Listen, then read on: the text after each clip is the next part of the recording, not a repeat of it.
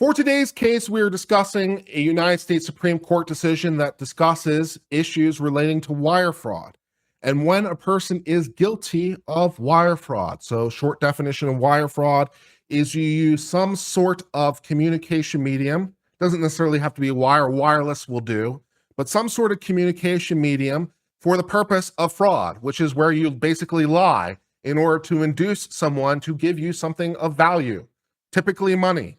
So you use a phone line or a wire or the internet or some other transmission medium of some kind to communicate the lies to induce people to give you stuff. That's the short definition of wire fraud.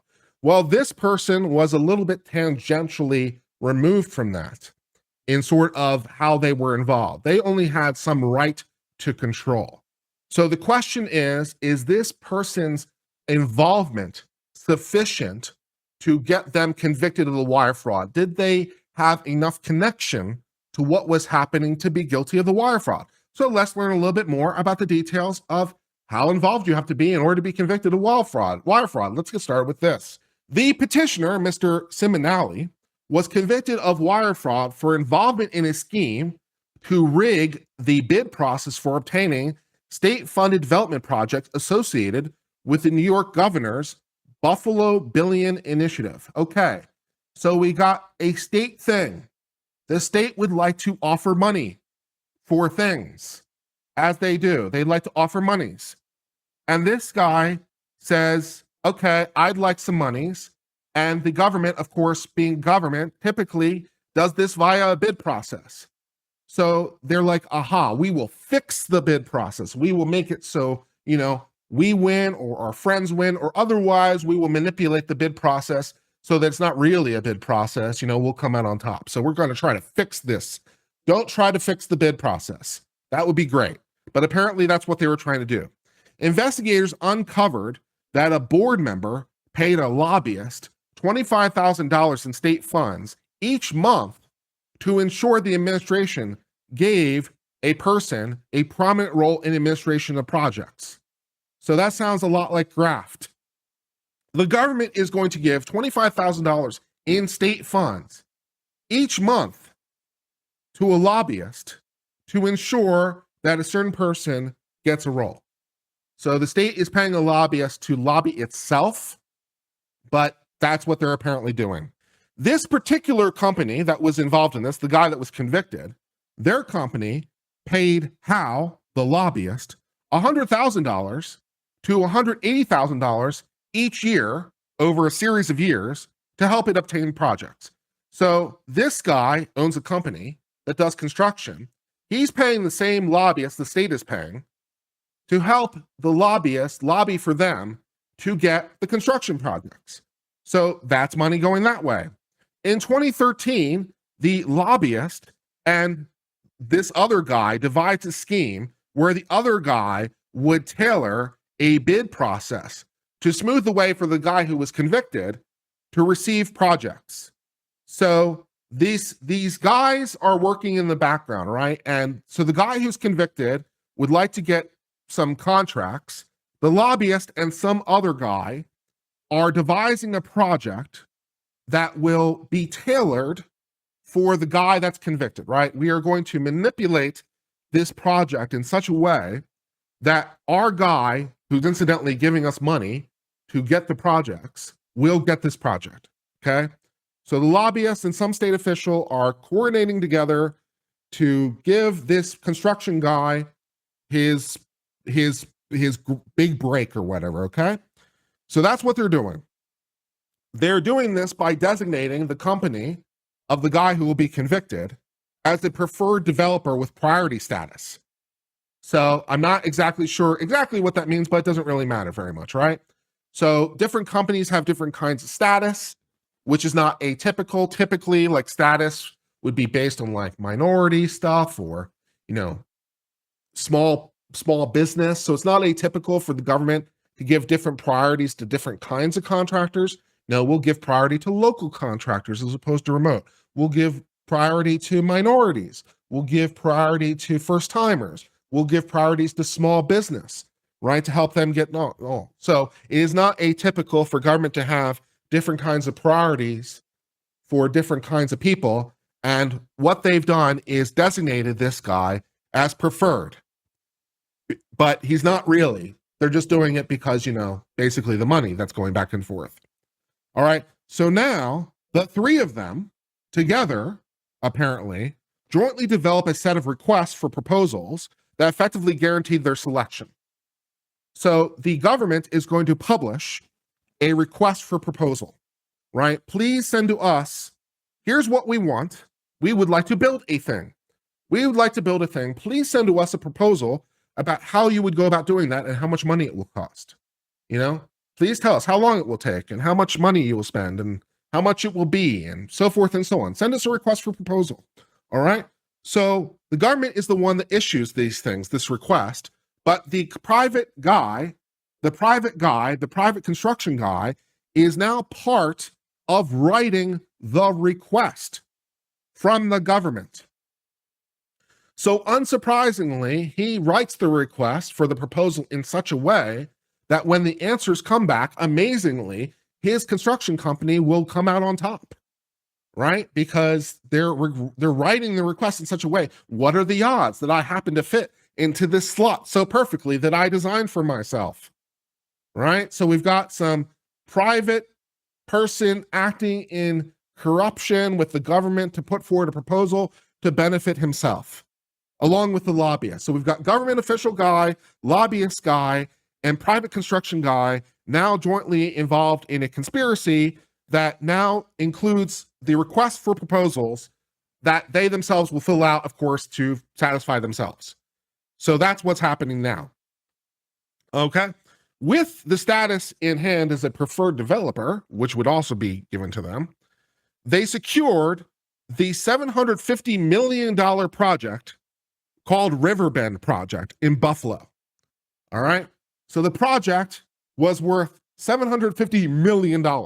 So the company that spent $100,000 to $180,000 each year for a lobbyist is getting one hell of a return on their investment. Okay, they spent $100,000 to $180,000 every year, in exchange for which they have now gotten a $750 million contract. But of course, it wasn't just, I hire a lobbyist. It was, how about me and the lobbyist and the government together as part of a conspiracy design the requirements for the project in such a way to benefit me. And also, by the way, how about you give me preferred status on top of that? So that amazingly, when it all comes together, what are the odds I was awarded this $750 million contract? So, a little bit of corruption in my New York. Corruption in my New York, it's more likely than you think. All right. So after all this was uncovered, the three individuals who are part of this grand conspiracy were indicted for a whole bunch of things. But as particularly relevant to this appeal, they were convicted of wire fraud and conspiracy to commit wire fraud. All right? So the question at the moment is this question of, can this guy be indicted, convicted for specifically wire fraud and conspiracy to commit wire fraud? He may be guilty of many, many, many, many, many, many, many, many things. But the question is whether or not he can do this specific thing. So in the indictment, the government relied on the Second Circuit's right to control theory of wire fraud. So why are you guilty of the wire fraud? The only theory put forward by the government at trial was right to control. So that this guy had the ability to control what happened. So he is the mastermind, if you like. He may have not himself done the wire fraud, but he directed the wire fraud. He's the kingpin of the wire fraud, right? Theory of right of control. So under this theory, the government could establish wire fraud by showing that the private construction guy schemed to deprive a victim of valuable economic information necessary to make discretionary economic decisions. So under this theory, the way the government did it, it's not even in this particular context that he lied exactly. It's not that he sent out false information. The government's theory of this particular crime is that he didn't send out information. He withheld information that would have allowed a person to make an economic decision that if they had that information, they probably wouldn't have made. And also, not only is it that he didn't send out information, also he's one step removed. So it's not that he himself did it. This is criminal. This isn't civil recourse, right? This isn't the government. Yeah, this is all criminal. Money on a bad bid. This is criminal. This is all criminal. Yeah, this is criminal wire fraud. Okay. So we're not sending information, and we're one step removed. So that's what's happening. Consistent with the theory, the district court instructed the jury that the term property, for the purposes of fraud, includes intangible assets, such as the right to control assets. So what is property is always a good question. In this domain, an intangible asset, okay, that makes sense, but also the right to control the intangible asset, because that's part of the bundle of sticks of property rights, right? Your ability to control. So like if you have ability to control the property, then you have an ownership interest in the property. So that should be sufficient, says the Second Circuit. This could be harmed by depriving people of information. So by not giving them information, you are impeding their ability to control their assets because you're lying by omission. The jury convicted him of wire fraud and conspiracy. On appeal, he argues the right to control is not property for the purposes of the statute. So that's not sufficient to be property. The Second Circuit affirmed on the basis of longstanding right to control, because this was all based on Second Circuit precedent. And so the Second Circuit said, yeah, we were right the first time. All right, so the U.S. Supreme Court comes to the rescue and says, because right to valuable economic information need to make a discretionary decision is not a traditional property interest, the right to control cannot be the basis of conviction. So the Supreme Court disagrees. Right to information is not a property interest, which kind of makes sense because property is me taking something away from you, like it's something you own. Here, it's me not giving something to you, right? And so I'm lying by omission. Well, in most cases, you have a combination of property interests. You're not usually tying your entire case on one of those elements to property ownership. Yeah, so for whatever reason, the federal government has tied itself to a very narrow theory of the crime, and they're unable to make that work. It's like my right to control my property is a property interest of mine, but if the way you're depriving me of that property is by not giving me information, that's not sufficient under the federal law. So that's too tangential. The federal wire fraud statute criminalizes the use of interstate wire by any scheme to defraud, obtain money or property by false pretense, representation, or promise. I lied to you to induce you to give me a thing. When federal wire fraud statute was enacted, the common understanding of defraud refers to wronging one in his property rights. I'm tricking you out of your property. The court, therefore, has consistently understood the statute's money or property requirement as limiting the scheme or artifice to defraud. So the scheme or artifice to defraud, my scheme to defraud, must necessarily not just be a free-floating scheme. It must be a scheme specifically with respect to money or property, right? So it can't be a free-floating scheme and also money exchanges hands. The scheme has to be tied to the money, which makes sense. Even so, lower federal courts for decades interpreted the statute to protect intangible assets unconnected to traditional property rights. The Supreme Court halted this trend in a case called McNally, which confined the statutes to protection of individual property rights. So how about the intangible rights? The Supreme Court's like, less so with the intangible rights. That's not what the statute had in mind. So this right to control theory cannot be squared with the text of the statute, which is limited in scope of protection. The so-called right to control is not an interest that's long been recognized as property in and of itself when wire fraud was established. So the fact that you control property is not sufficient to give you a property interest in and of itself. From the theory's inception, the Second Circuit has not grounded the right to control in traditional property notions. The theory is also inconsistent with structure and history of the federal fraud statute. Congress responded to the decision by enacting a different statute, which revived only the intangible right of honest services fraud. So Congress, in response to less with the intangible property, wrote a new statute, which they can do, and said, okay, we'd like to put in place the honest services fraud, but just that one, apparently. So Congress, making choices, said just that. Congress's silence with regard to other stuff, well, that can't be the basis of conviction because that would be dumb.